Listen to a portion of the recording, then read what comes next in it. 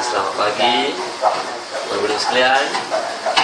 Baik, pada hari pagi ini cikgu akan kenalkan pada murid-murid berkenaan dengan topik masa dan waktu. Seperti yang kita sedia maklum, masa dan waktu merupakan sesuatu yang sangat penting dalam kehidupan seharian kita.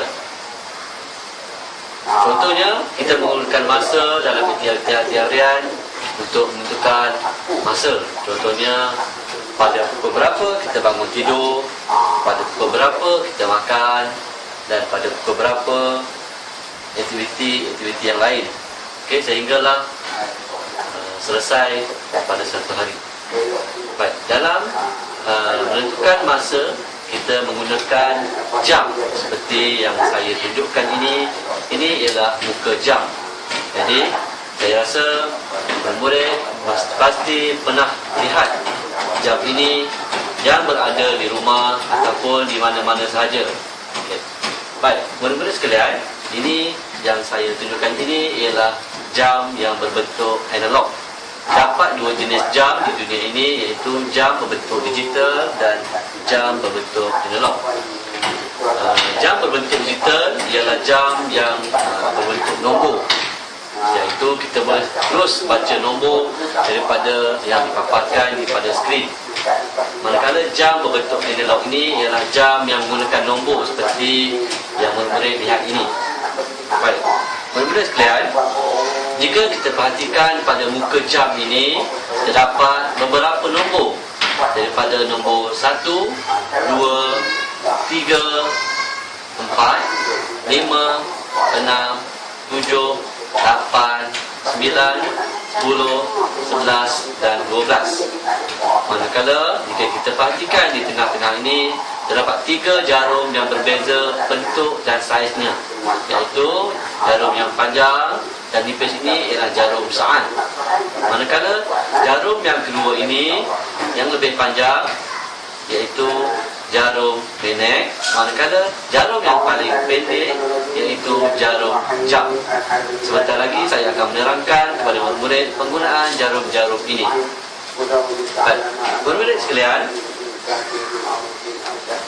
untuk kita mengetahui masa, kita akan merujuk kepada nombor-nombor yang berada di sekitar pada muka jam ini.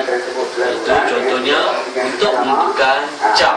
Untuk menentukan jam, kita akan menggunakan nombor ini sebagai rujukan, iaitu kalau jarum jam berada pada pukul 1, bermakna pada masa tersebut masa menunjukkan pukul 1. Manakala bagi menentukan minit, kita akan menggunakan nombor-nombor ini untuk mewakili minit. Seperti yang kita sedia maklum, 1 jam mempunyai 60 minit. Okay? Baik, kita akan melihat pada segatan yang berada pada muka jam ini. Jika kita perhatikan, nombor 1 sehingga nombor 12.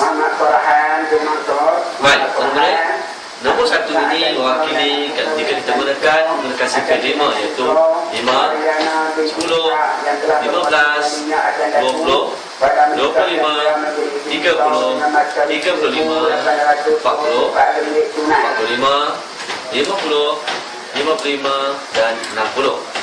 Baik, murid-murid, mari kita baca bersama-sama. 5, 10, 15, 20, 25, 30, 35, 40, 45, 50, 55 dan 60. Bagus. Baik. Dalam menentukan senggatan ini, terdapat senggatan yang lebih kecil yang mewakili bermula daripada 1, 2, 3, 4 dan 5. Begitulah seterusnya senggatan-senggatan yang kecil ini sehingga nombor 60, iaitu 1 minit, 1 jam bersamaan dengan 60 minit. Baik, jika kita perhatikan, saya akan menerangkan bagaimana jam ataupun masa ini ditentukan menggunakan jarum-jarum ini. Baik, jika kita perhatikan, jarum saat mewakili 1 minit bersamaan 60 saat, iaitu jika jarum saat ini bergerak berputar, berputar sehinggalah selesai satu bikinan, maka jarum minit ini akan bergerak.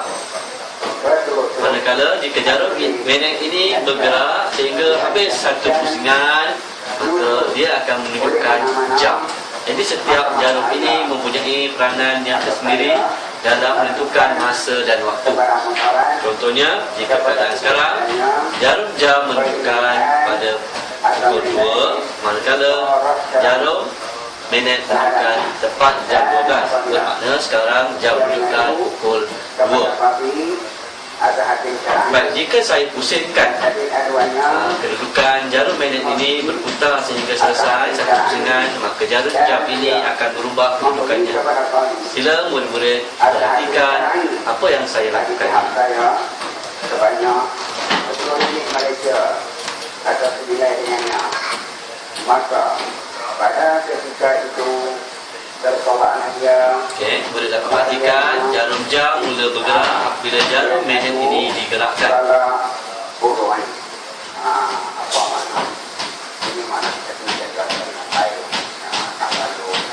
Jika pada keadaan sekarang kita dapat perhatikan jarum jam menunjukkan hampir kepada pukul 4, manakala jarum magnet menunjukkan pada nombor 10, iaitu kalau kita darabkan dengan sifir 5 bersamaan 50 minit.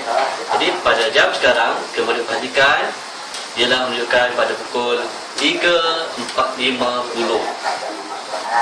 Disebabkan jarum jam belum melebihi nombor 4, maka kita tidak akan membacakan waktu sekarang pada pukul 4.50.